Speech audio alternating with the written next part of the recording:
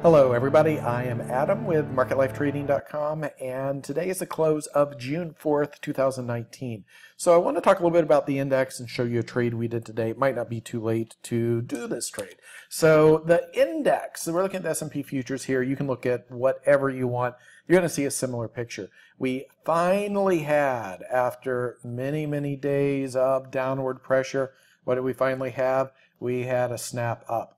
Now, of course, the question is what comes next? And broadly speaking, I think there are two plans here. One is, do we just continue higher? And that's kind of my scenario. That's what I'm looking for here. I'm looking for upside extension. But the nice thing about this particular trade is you're going to know very quickly if you're right or wrong. It's not the kind of trade where you have to stick around for a couple weeks and see if it worked out.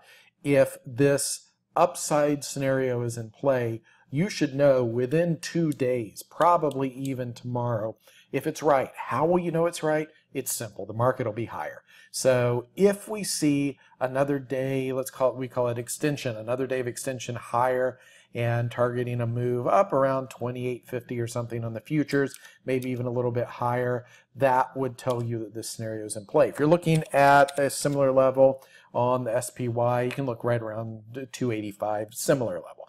Now, what we don't want to see is we don't want to see the market get stuck here. If we get stuck here, there's a pretty good chance that will roll over and maybe see waves and waves and waves of selling.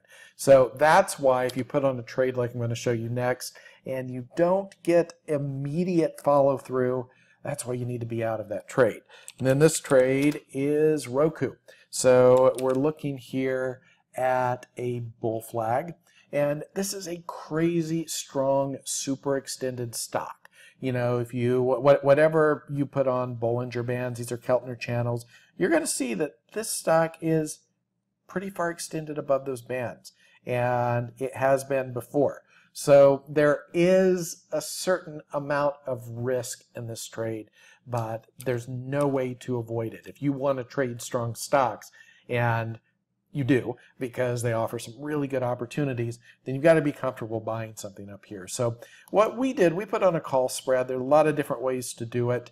If you buy the stock outright, the problem is in a really bad open, what happens? It's not impossible to see this open down here, and that's pretty painful. Could it even, worst case scenario, open down there? I don't know. You know, it's certainly not what we think, but the nice thing about using options is you can limit that.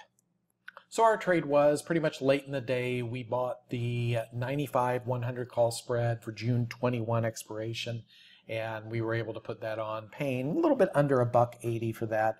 Now, our plan is not to carry it to expiration. If we get a good day or two up, we'll take some profits, and we'll take partial profits and then look to kind of milk the rest, see what we can get out of it.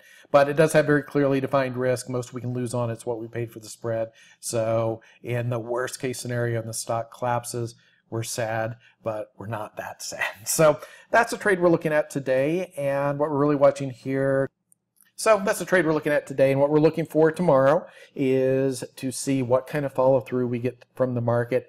If the market does show good follow through, this trade should lead. We should get really good performance here. If not, something's wrong and we'll look to adjust. That's all I have for you today. I'll see you back tomorrow. If you want to see more of my work, you can check out my work at MarketLifeTrading.com.